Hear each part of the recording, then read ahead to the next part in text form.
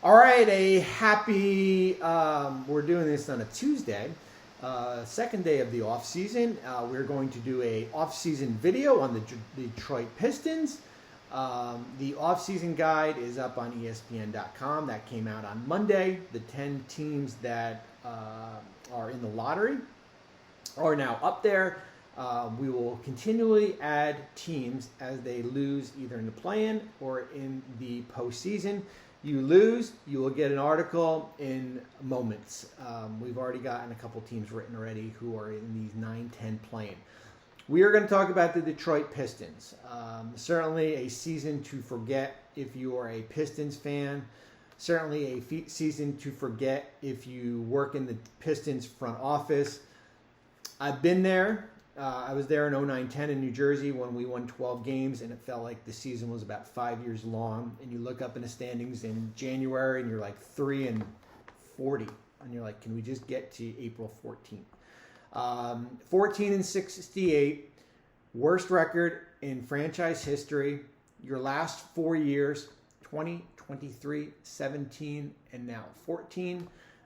The projected number one pick in the draft.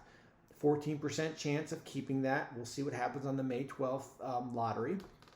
You will either have the 53rd or 54th pick in the second round. Your second round pick of your own goes to Toronto from a prior trade. Here are your free agents. James Wiseman is a restricted free agent. He will be restricted if Detroit tenders him a qualifying offer. Simone Fontecchio, I would expect him to get a qualifying offer. Evan Fournier has a team option. We're going to talk about him in a minute. Malachi Flynn. Chimeze Matu has a team option. Jared Roden, who's a two-way, is on a restricted free agent. State of the roster. Where do we start? Okay. You've got a young core. Cunningham, Asar Thompson, Jaden Ivey, Jalen Duren, Quentin Grimes, Marcus Sasser. Your young core. You've got a first-round pick, potential top 4 pick. As Woj reported, you are going to have a new head of basketball operations to oversee everything. That is the domino effect when you win 14 games and you have basically been, I don't even want to say treading on the treadmill of mediocrity, but have shown no progress in the last 4 years. You basically have been spinning the wheels. And the reality is you go into an off-season, one of your most important off-seasons in franchise history. You are on the hook for probably about $70 million that's owed to Monty Williams, your head coach. You've got what we call is fool's gold, which is the potential of creating cap space. They could have up to $60 million, and that takes into account the Evan Fournier $19.9 million team option being declined and Troy Brown being waived. It takes into account your first-round pick in the restricted free agent hold of Simone Fontecchio.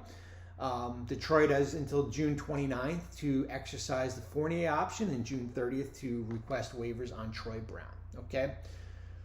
That's your financials, right? That's your financial picture. That's your state of the roster of the Detroit Pistons here, right? Your young core, draft picks, head of president of basketball operations.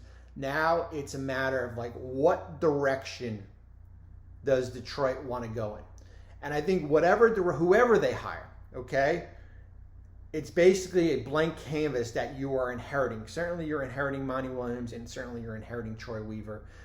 But you have a blank canvas, and even if it takes another 3 or 4 years to figure out what direction. And I think the conversation that the front office has to have this offseason is certainly with ownership. Okay? What do we do with cap space? Do we go in the direction of what Houston did?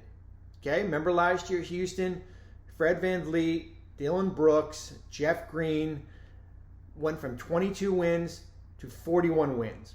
A little bit of a difference, though. They went out and hired Ime Udoka, who had kind of a defensive identity as far as how he wanted to go out and acquire players that fit his identity. And all of a sudden, Houston shoots to the top 10 in defensive efficiency. Okay? But here's the question. Free agents and agents know you were sitting on $60 million in cap space. This is a poor free agent class. You're not going out and getting Paul George. You're not getting LeBron James. Drew Holiday's off the board. Grayson Allen's off the board. Here's your free agents. You're looking at Tobias Harris. Malik Monk certainly could use shooting. You want to spend $20 million on a shooter. Buddy Hield. You want to spend $20 million on a 29, 30-year-old player for who, I was just reading a stat this morning, has never appeared in the playoffs before. Play-in doesn't count. We'll see what happens with Philadelphia.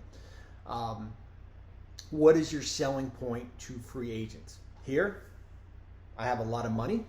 Come here. We're going to overpay you. We're going to give you 3 for $90 for Tobias Harris because nobody else will go out and pay that for you to come in.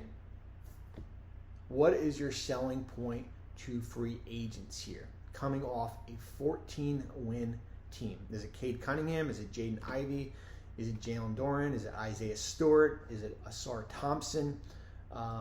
What is your selling point? And that's the question. Whoever is hired is the president of basketball operation is what is the selling point to free agency? Okay? Is it Miles Bridges? Here's 3 for $90. Be careful. I've been there. Been there with the cap space approach. It's fool's gold. As I've joked before, we went into the 2010 offseason in New Jersey and signed a law firm, or Farmer, Outlaw, Petro, and Morrow. Be careful. Okay? Or are you willing to say, and here's the other thing, you got to spend it. Okay? So you got to spend that money. You got to spend 90% of the $141 million salary cap, which comes out to about $127 million by the first day of the regular season. So if you've got $90 million in salary, you got to spend $37 million of it. Now it's a matter of, do you do it in free agency, or do you say, you know what, Brooklyn, we'll take Ben Simmons and his $40 million salary and you give us one of those good Phoenix picks, or give us the Dallas pick, or maybe something else in return here. Do you go that route? Okay? Or do you say, you know what, we're going to sign Simone Fontecchio. We're going to basically use cap space to build up our draft equity of assets. We basically don't have first round equity. Okay? One of the rarity of teams that is in the bottom but does not have draft equity from other teams in the first round. Even Charlotte went out and got 2 first-round picks in 2027 here. Okay? Or do we go out and spend money on Monk and Hield and Miles Bridges and basically become a 30-win team? Okay? It's an upgrade.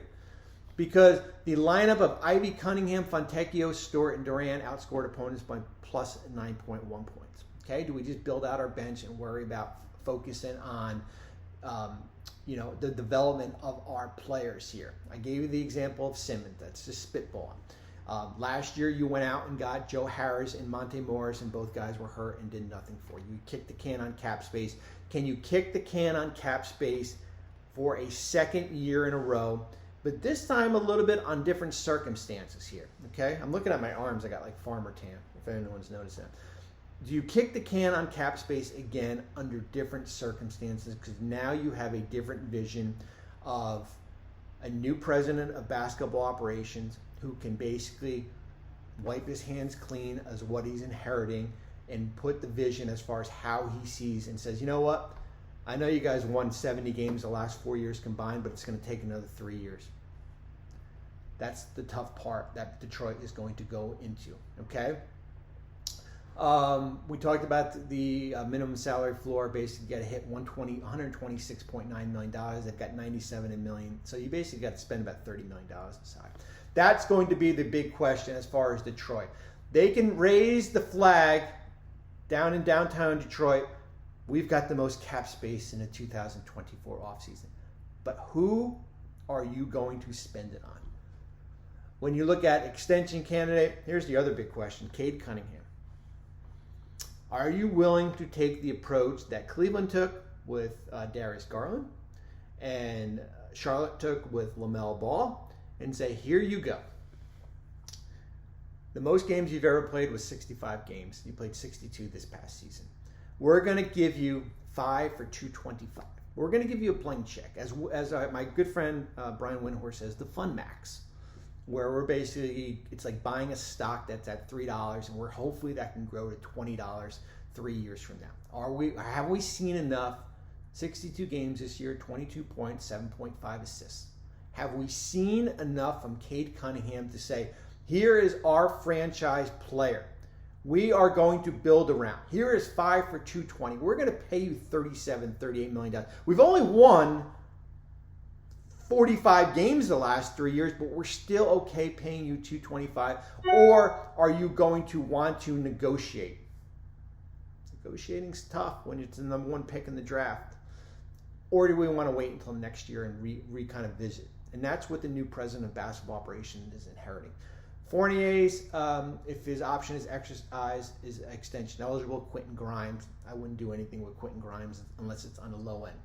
Team needs shooting, 26th this season in three-point shooting. 4th consecutive season, Detroit ranked in the bottom 10 in three-point shooting. Draft assets, they still owe the Knicks that 2025. Top 12 protected, top 10 in 26, top 9 in 2027. That's what I'm talking about. You do not have draft equity from other teams first round. They did a nice job building back their second round. So 9 second round picks available to use. They've got cap space. We've talked about it. They've got young players. You're going to have a new president of basketball operations to figure out their vision. But now it's about, what do you do with cap space? Do you punt again and focus on your young players? Do you go out and target guys and spend it on 2 players or 3 players, and hopefully your 14 wins doubles to 28, 29 games? You got to start somewhere. Do you have belief internally that your young players can get you to 29, 30 games without adding talent in the offseason? And then the other thing, as I said, is the Cade Cunningham extension. 5 years, 225. It's a big number, Detroit. Wanna try to boast at what I look like. Think I'm gonna try to wear, I pull up long range.